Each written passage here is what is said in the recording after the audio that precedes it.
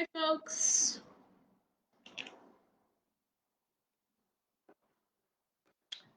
Welcome back to Maddie's Nutrition Mailbag. Hope everybody is having a good day. The theme of today's talk is all about sugar. So I'm answering the question of, can you be addicted to sugar, or can you be addicted to any food in general? You hear that myth of sugar can be as addictive as drugs. So we're going to talk about that, if that's true. And then I'm going to go through and compare some common sweeteners and talk about those. Somebody had asked me about Yakin syrup. I don't know if I'm saying that right, but we're going to chat about that. That's a new sweetener that I've heard about that has some research behind it. In terms of helping with weight loss, but we're going to talk about that research. Yeah, so it's 12:30, so we're going to get started. I see that there's a few people on right now, so you're welcome to, comment and say hi, ask questions as I go. Put your email down if you want to join my nutrition newsletter, where I send out recipes, different nutrition topics, much like the ones that I cover in my mailbag. So, first question: can you be addicted to sugar? You hear this a lot. Sugar in general is really demonized by the diet industry. I mean, you hear that it feeds cancer. You hear that it turns into fat, that it is inflammatory, that it's addictive. In reality, any carbohydrate food that we eat, any food that contains carbohydrates, whether it be milk, whether it be oatmeal, apple, a granola bar, a muffin, cookie, or candy, all of those things are turned into sugar in the body. Sugar is our body's preferred energy source. That's what our body loves to use for energy. Regardless, there's a lot of fear mongering about sugar and a lot of non-evidence-based talk about sugar being addictive. So the scientific literature around this topic, let's talk about that a little bit. The idea of a particular food being addictive has zero scientific evidence behind it. The research that does argue for the idea of food addiction uses something. It was done in Yale, and it utilized the Yale food addiction scale, which is based on a person's own experience of food addiction and doesn't take into account food restriction that goes along with those feelings of addiction. So we know, based on neuroscience, that when a food is restricted, the reward, the craving and the reward of that food is increased.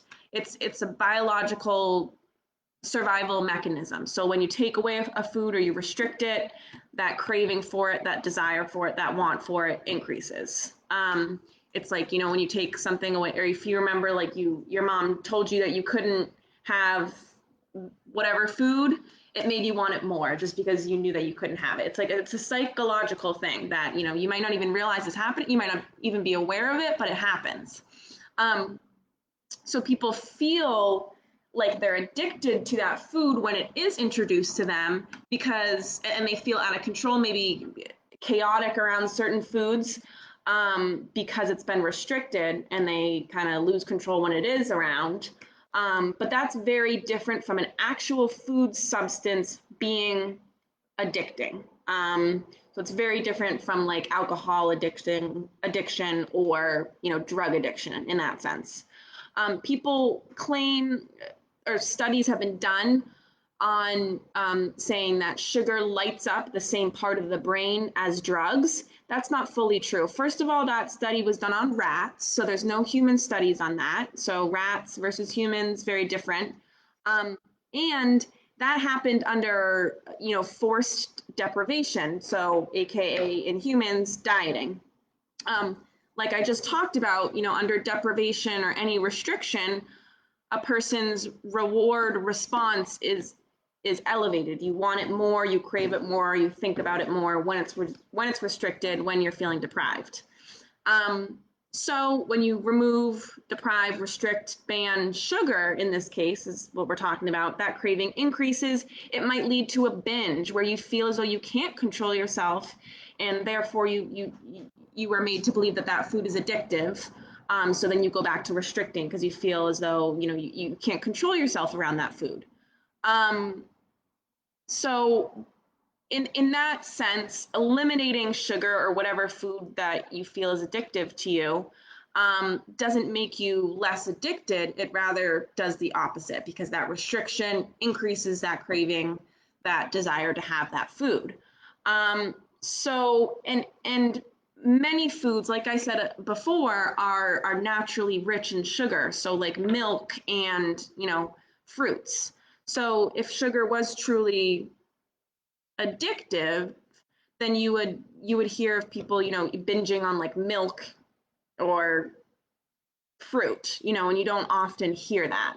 But that's probably because those foods, fruit and milk isn't generally placed off limits, so it's not generally triggering people to restrict them and then be driven to overdo it with them. So while I do understand that, how it can feel like for some people, like they have a real food addiction, because you might not trust yourself around certain foods. You might often overdo it or have that sort of all or nothing attitude around a certain food that you might perceive as unhealthy or banned or off limits. If you are somebody and those are all valid feelings, and nothing to be ashamed about. If you are somebody who struggles with that, with feeling like you're out of control with food, or binge on foods, or you just overeat, or you really restrict foods, talk to a dietitian, such as myself. I'm trained, I'm an expert in helping people through these and developing a healthy a relationship with food. So if you're somebody who truly does feel like you have a food addiction, you can reach out to me. As always, I'm always here. You can message me on Facebook and we can talk privately. So that's my talk on if sugar is addictive. There's no substance or component in any food that is an addictive substance. It's more of like the psychological restriction aspect, that unfortunately, because sugar is so demonized, a lot of people do severely restrict their intake of sugar, which can lead to feeling out of control when it is around, because you've deprived yourself of it for so long. So that's not to say that a healthy diet is just having sugar anytime you want, whenever you want. Most of us do get too much sugar in our diet. So if you're looking to kind of watch your sugar in your diet, my recommendation is to not restrict sugar. That would be my first recommendation. Not restrict it so severely, not ban it, not place it on a pedestal, and just work on developing a healthier relationship with it. So yeah, if anybody has any questions on that, you're welcome to write in the comments or message me on Facebook. So the topic of the day is comparing sweeteners. Somebody last week had asked me to cover this and talk about something specifically called the Yacon syrup, Y-A-C-O-N syrup, which is something that I had a lot of fun researching because I actually hadn't heard of it before. And so we're going to chat about that, but I'm just going to compare a bunch of sweeteners. So there are nutritive sweeteners and non-nutritive sweeteners. So nutritive sweeteners provide nutrition, they provide calories. Non-nutritive sweeteners, aka your artificial sweeteners, those don't provide calories. So the nutritive sweeteners include, but aren't limited to, because there's so many, I think, out there, your regular white table sugar, brown sugar, which is just white sugar with molasses, unrefined sugar, raw sugar, confectioner's sugar, coconut sugar, maple syrup, dextrose, fructose, sucrose, brown rice syrup, molasses, honey, agave syrup, corn syrup, high fructose corn syrup, and fruit juice concentrate. Um, so that's the list of what I've thought of, but there's a lot more. All of these nutritive sweeteners contribute simple sugars, which are broken down into glucose. Um, Other than being a source of carbohydrate and calories for the body, they contribute little to no other nutritional benefits. They don't provide fiber, they don't provide fat, they don't provide protein, and some of them provide trace amounts of vitamins and minerals. So there's the question of if alternative natural sweeteners are nutritionally healthier for us than white table sugar. Um, Looking at it from the bigger picture, the body sees sugar as sugar, whether you're getting it from, refined sugar in a cookie versus, or just refined sugar versus, organic agave syrup. It sees sugar as sugar, whether it's coming from, a sweet potato versus a cookie, so that's kind of big picture. It's all of those carbohydrates are broken down into glucose. There are some small differences between sweeteners. So like I said, some of them do contain trace amounts of minerals. So like honey contains calcium, iron, magnesium, and zinc, I believe. But the amounts in like however much you use, like a tablespoon, are minuscule. Honey is thought to have antimicrobial benefits, so not to the extent of like antibiotics, but they've been shown to be effective in killing off some bacteria. Brown rice syrup also has some trace minerals as well, but if you're using a teaspoon, a tablespoon, like that amount is negligible. Agave syrup is sweeter than honey, so you might find that you use less of it than honey. But then again, if you're using like 1 teaspoon of agave syrup versus 2 teaspoons of sugar, because it's more sweet, you need less. It's really a 1 teaspoon difference. So like it's not significant, I don't think. It's thought that agave syrup has low glycemic index, which means it can be a little bit better for blood sugar control. But I can't see, a small amount of sweetener drastically affecting your blood sugar level. If you're having it, you're being mindful of it and you're having it with, a protein and a carb food to, control your blood sugar levels, then I don't see it really having a significant effect. So the yacon syrup. So this is from the yacon plant. Yacon syrup contains about 40 to 50% of something called fructans, which are basically it's basically fiber, which isn't digested. So a large part of it isn't digested by the body and it's excreted. So that fiber that's in the yacon syrup can help support a healthy gut, and it has like 2/3 less calories than white sugar because you're not digesting a good chunk of it. The fiber in it can help with constipation. Again, it's all relative as to how much you're having. If you're having a tablespoon of it, how much is it really going to help with constipation?